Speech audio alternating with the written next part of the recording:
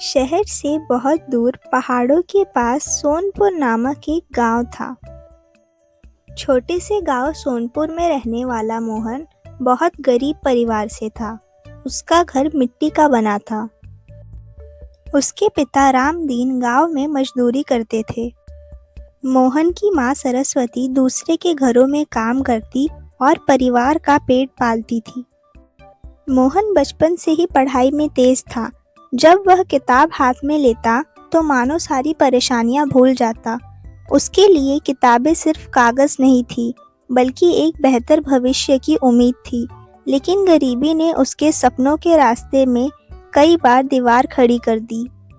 मोहन रात को जल्दी सो जाता और हर सुबह मोहन 4 बजे उठ जाता। स्कूल जाने से पहले मोहन पास के खेतों में मजदूरी करता। मोहन कभी कभी पशुओं को बाहर खेतों में भी चराने लेके जाया करता। इसके बाद बिना नाश्ता किए मोहन स्कूल चला जाता। स्कूल की घंटी उसके लिए मंदिर से कम नहीं थी। स्कूल में मोहन पूरा मन लगाकर पढ़ाई करता था। स्कूल में कुछ बच्चे उसकी गरीबी का मजाक उड़ाते। उसकी पुरानी किताबें उन्हें हंसने का मौका देती थी, लेकिन मोहन चुपचाप सब सह लेता और मन ही मन सोचता कि वो एक दिन पढ़ लिखकर इन हालातों को बदल देगा। मोहन के शिक्षक शर्मा जी मोहन की मेहनत और लगन को पहचानते थे।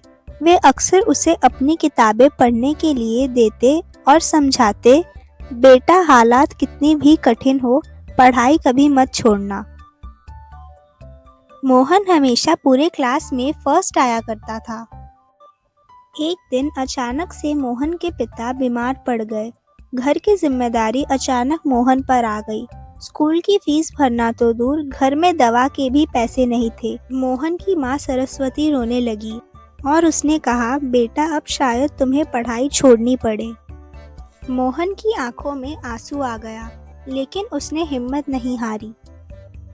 अगले दिन सारे बच्चों के जाने के बाद वह शर्मा जी के पास गया और अपनी पूरी स्थिति बता दी। शर्मा जी ने प्रिंसिपल से बात की और मोहन की फीस माफ करवा दी। इतना ही नहीं, स्कूल से उसे मुफ्त किताबें और कॉपियां भी देने को कहा। मोहन अब और भी मेहनत करने लगा।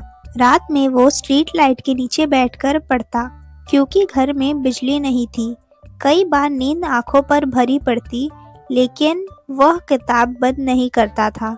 उसे विश्वास था कि उसकी मेहनत एक दिन रंग जरूर लाएगी।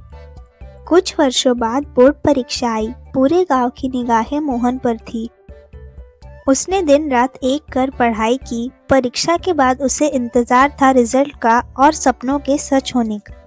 जब रिजल्ट घोषित हुआ तो मोहन ने पूरे जिले में पहला स्थान प्राप्त किया। गांव में खुशी की लहर दौड़ गई। वही लोग जो कभी उसका मजाक उड़ाते थे, आज गर्व से उसका नाम ले रहे थे। समय बीतता गया।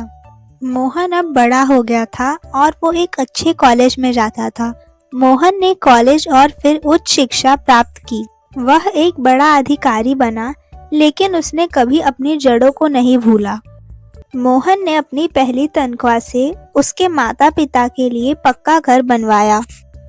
मोहन का बचपन से ही ये सपना था कि वो बड़ा होकर कुछ अच्छा बनेगा और एक स्कूल खोलेगा जिसमें उसके जैसे गरीब बच्चे शिक्षा प्राप्त कर सके।